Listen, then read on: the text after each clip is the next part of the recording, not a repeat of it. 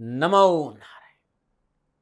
जय गौ माता, वंदे मातरम। भारती को प्रणाम और हृदय से ओम शम शनिश्चराय नमः। फिर दर्शकों, मित्रों, साथियों, जीवन में प्रयत्न और प्रार्थना दोनों सिमिलर होना चाहिए।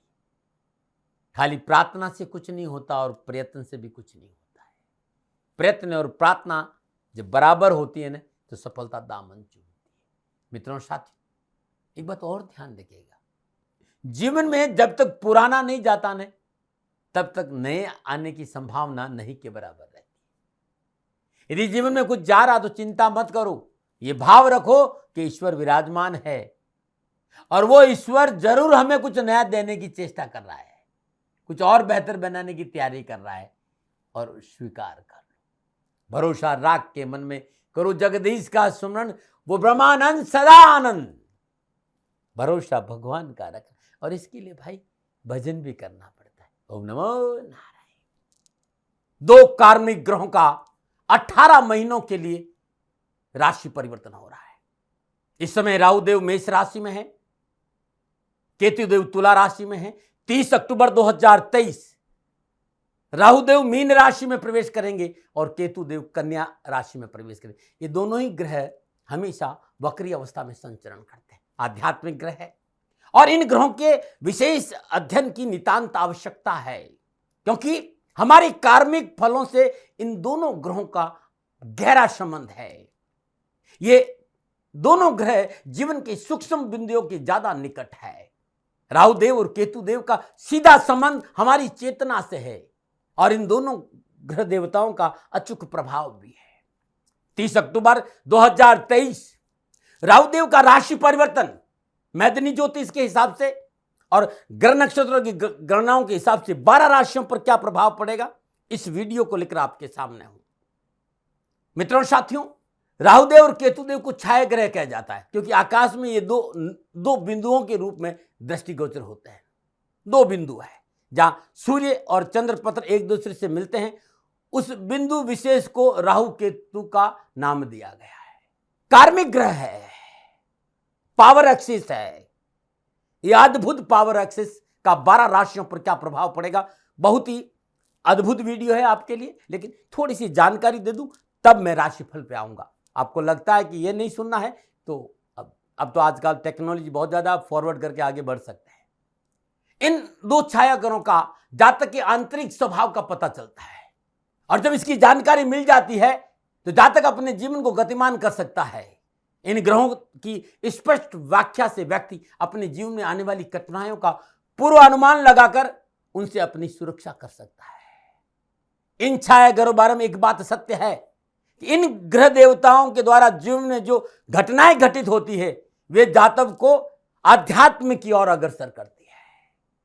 केतु एक ध्वजा है, और ध्वजा का अर्थ पताका या झंडा नहीं है।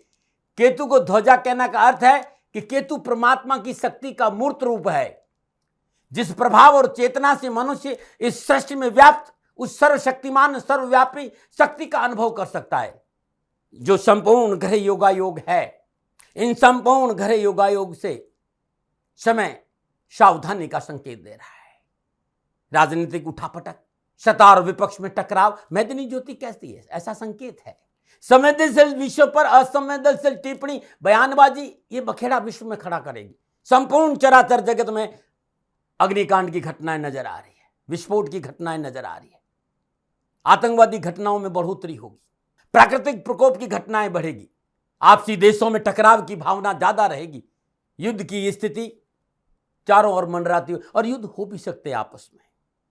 भूकंप, भूस्खलन, बाढ़ जैसी घटनाओं में बढ़ोतरी होगी। पूरा विश्व झंझाव की तरह हिलता हुआ नजर आएगा। साथियों, ऐसे नक्षत्र गणनाएं संकेत दे रही है राहु केतु के राशि परिवर्तन के समय। इस समय धर्म पर किए गए अनर्गल बयानबाजी से सांप्रदायिक सौहार्द की कमी का संकेत भी नजर आ रहा है। मैदनी ज्योतिष मुख्य रूप से संकेत दे रही है साथियों, कि चाहे वो पक्ष हो चाहे विपक्ष, राष्ट्र के प्रमुख व्यक्तियों को वाणी पर संयम, शालीनता का परिचय देना राष्ट्र हित के लिए अति आवश्यक होगा। हाँ, गणनाएं इस बात का भी संकेत दे रही है कि हमें अपनी सीमाओं पर सतर्कता बरतनी चाहिए। भारत की जनमांग की बात करें तो भारत में वो तबका जो बहुत गरीब है वो विकास की ओर अग्रसर होगा। राष्ट्र में समृद्धि आएगी, सुकून आएगा, आर्थिक पक्ष सुदृढ़ होगा, लेकिन थोड़ा सा शालीनता का परिचय जरूर दे। वाणी पर संयम सभी लोगों को चाहिए। संवेदनशील विषयों पर असंवेदनशील टिप्पणी से सबको बचना चाहिए, क्योंकि राहु और केतु कार्मिक ग्रह है और 30 अक्टूबर को राशि परिवर्तन करने से ये 27 दिन पहले से प्रभाव देना प्रारंभ कर देते हैं और विश्व की घटनाएं आप सभी लोगों के सामने है। ये 18 महीने मैदनी ज्योतिष के हिसाब से संवेदनशील है। मित्रों साथियों, होरा शास्त्र के अनुसार 12 राशियों पर राहुदेव और केतुदेव की राशि परिवर्तन का क्या प्रभाव रहेगा इन 18 महीनों के लिए, निसंकोच मैं आपसे चर्चा करूंगा।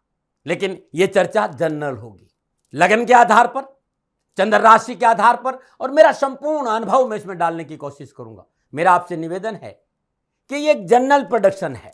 आप चाहते हैं कि मैं आपकी जन्म कुंडली का अवलोकन करूं तो नीचे नंबर आ रहे हैं, इन नंबरों पर संपर्क करके आप मेरे से बात कर सकते हैं। हाँ, मेरे से बात करने के लिए गाय को चारा तो देना होगा भाई। मैं गायों की सेवा में लगा, मैं व्यापारी नहीं हूं, लेकिन मेरी गायें भूखी नहीं रहे। मैं जरूर, वो लोग आपसे कहेंगे कि आप दाती महाराज से वीडियो कॉल पे बात करना चाहे तो गाय को चारा दीजिए, और आपको गाय की सेवा करना चाहिए। किसी न किसी रूप में गाय की सेवा करिए। गाय हमारी जीवन का मुख्य आधार है। तो मैं जरूर आपकी जन्म कुंडली के हिसाब से राहु केतु का प्रभाव आपके जीवन में कैसा रहेगा, निसंकोच मैं आपसे बात करूंगा। नंबर नीचे आ रहे हैं, इन नंबरों पर संपर्क करके आप मेरे से बात कर सकते हैं।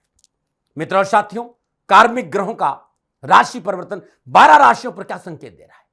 यह राशि परिवर्तन, क्योंकि राहु यानी अमृत का पान किया और केतु अमृत नहीं पहुंचा। राहु यानी डिजायर, एम्पलीफायर, अनप्रेडिक्टेबल, अनकंडीशनल, अनकन्वेंशन, अकस्मात, हर चीजें अकस्मात घटनाएं पैदा करता है राहु। और राहु इच्छाओं का कारक है और केतु विरक्ति का कारक है, मोक्ष का कारक है। इन दो ग्रहों का राशि परिवर्तन से 12 राशियों पर क्या प्रभाव पड़ेगा, अब मैं बात करूंगा भचक्र की 5वीं राशि यानी सिंह राशि। सिंह राशि वालों के लिए 30 अक्टूबर 2023 को मीन राशि में राहु देव के प्रवेश का क्या प्रभाव रहेगा। मित्रों साथियों, पिछले 18 महीने से सिंह राशि वालों के लिए राहु देव नवम स्थान से संचरण कर रहे थे, नवम स्थान। लेकिन यदि जन्म कुंडली आपकी दशा और आपकी अंतर्दशा अनुकूल नहीं चल रही हो, या फिर जन्म कुंडली में जो जन्म के समय जो राहुदेव विराजमान है वो प्रतिकूल अवस्था में विराजमान है, ऐसी अवस्था में आपको राहुदेव ने सपोर्ट नहीं किया हो तो जरूर आपको परेशानियां झेलनी पड़ी होगी। आज छोटा सा वीडियो है, वो ज्यादा बड़ा नहीं है, कि राहुदेव 18 महीनों से भाग्य स्थान में विराजमान थे। ये आपको बहुत बड़े स्तर पर भाग्यशाली बनाने वाले थे, लेकिन अनुभव कुछ और ही हुआ। भाग्यशाली बनाना तो दूर, भाग्य शब्द का अर्थ ही इस 18 महीनों में मैं भूल गया। सुना था विदेश यात्रा का मौका मिलेगा, यहां तो मेहनत करते करते थक गया, हाथ कुछ नहीं आया, न जाने कहां कहां मत्था टेका और ना कितनी मेहनत करी, कितनी यात्राएं करी, लेकिन कहीं कोई स्थिति नहीं बनी, वहीं की वैरा। इन 18 महीनों में, जो पिछले 18 महीनों में ये सब घटनाएं आपके साथ घटित हुई, तो राहुदेव को ही दोष देना उचित नहीं है। देखना होगा कि जन्मांग में दशा किस ग्रह की है, महादशा किस ग्रह की, अंतरदशा किस ग्रह की, और राहुदेव किस राशि में कहां विराजमान है। राहुदेव नवम भाव में विराजमान थे तो कॉन्फिडेंस आया, उसने आपके बड़े बड़े नुकसान करा दिए।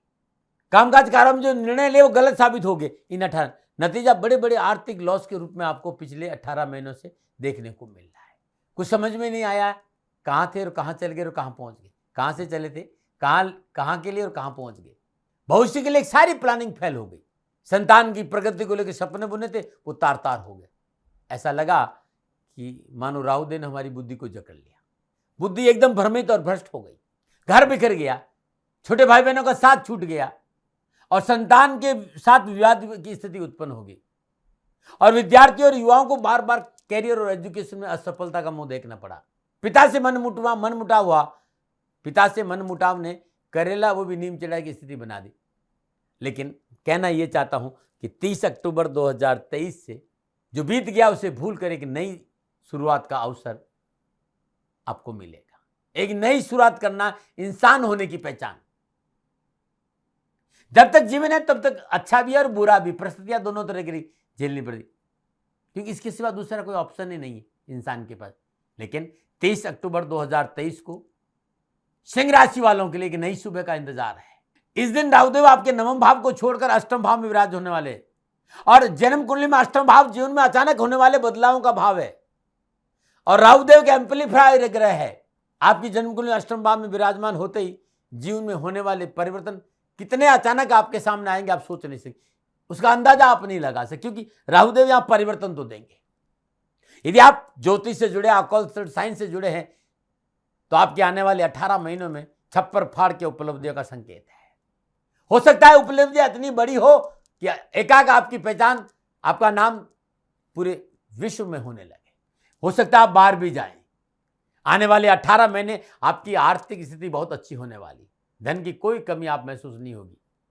आपके द्वारा लिए गए निर्णय शानदार रिजल्ट देंगे। ये आने वाले 18 महीने खाली आप ही के लिए नहीं, आपके परिवार के लिए भी ये स्वर्ण में अवसर कह सकता हूं मैं। कुटुंब परिवार साथ आपकी सफलता में 4 चांद लगी। भूमि भवन वाहन के अच्छा लाभ मिलेगा।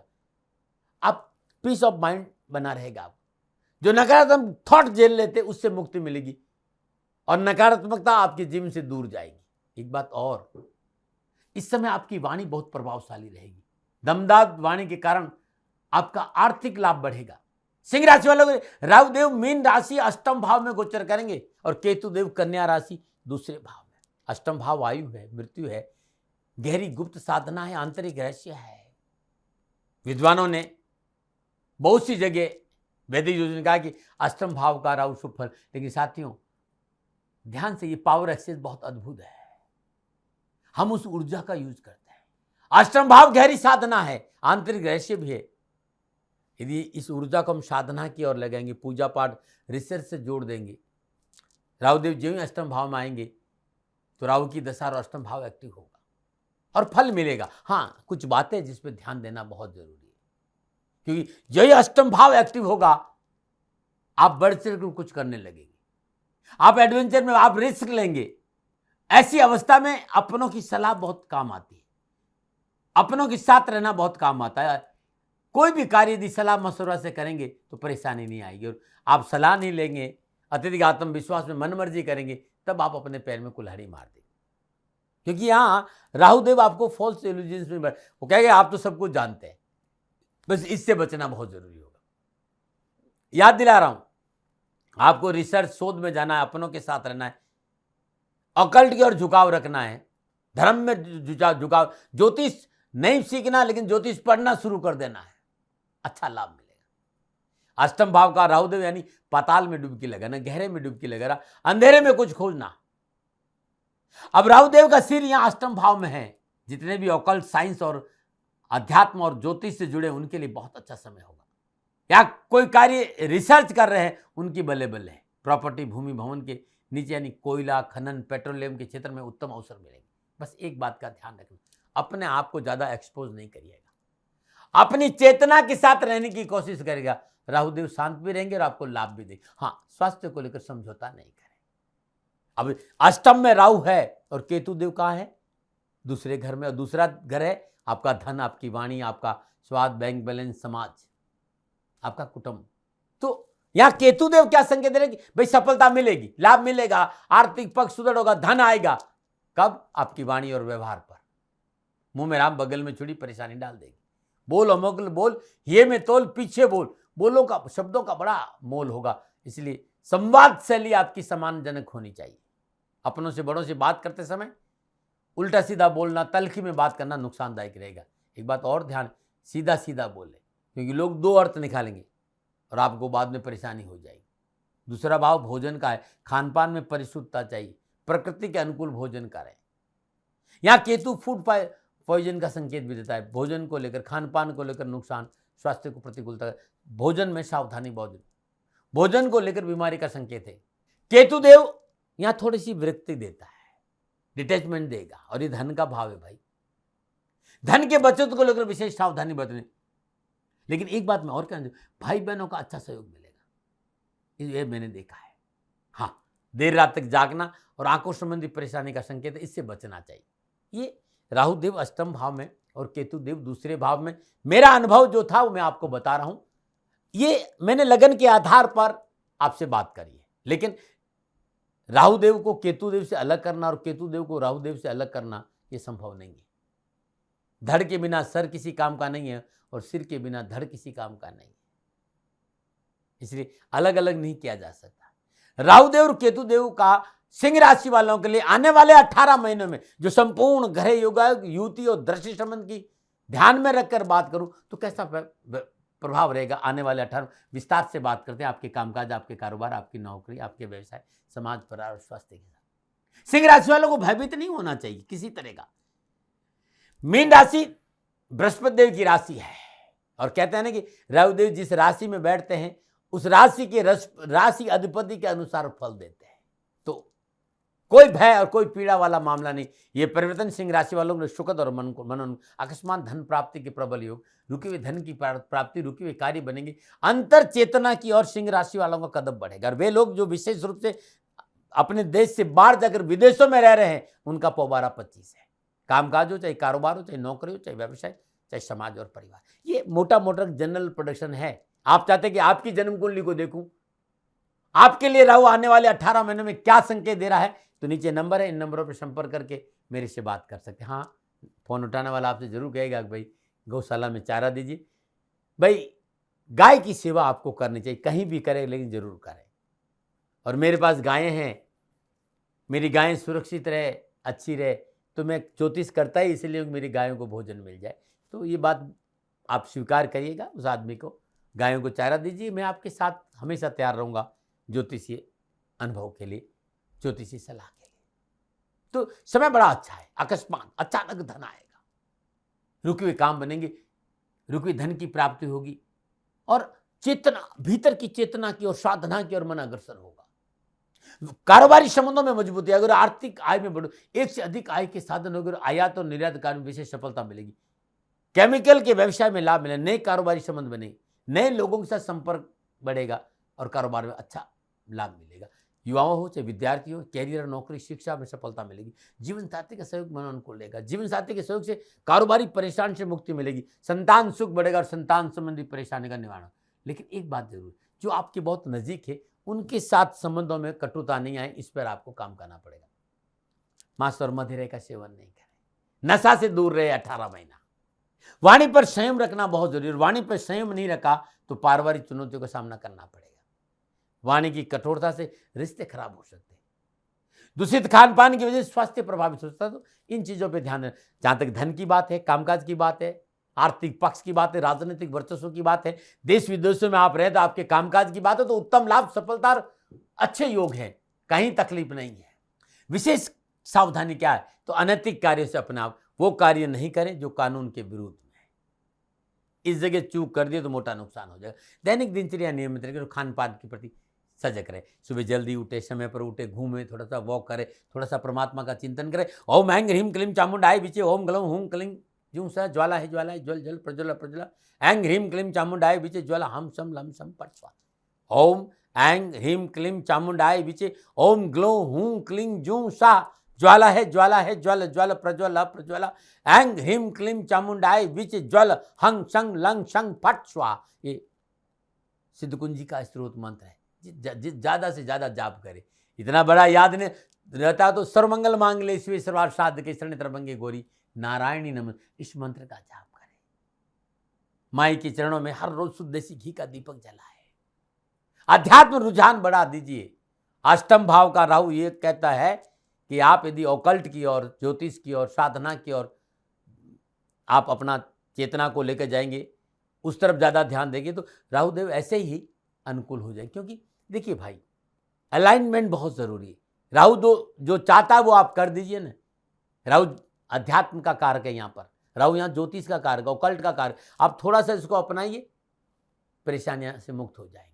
और क्या उपाय करना चाहते हैं तो हर रोज घर की पहली रोटी गाय को और दूसरी रोटी कुत्ते को और तीसरी रोटी पक्षियों को जरूर दे।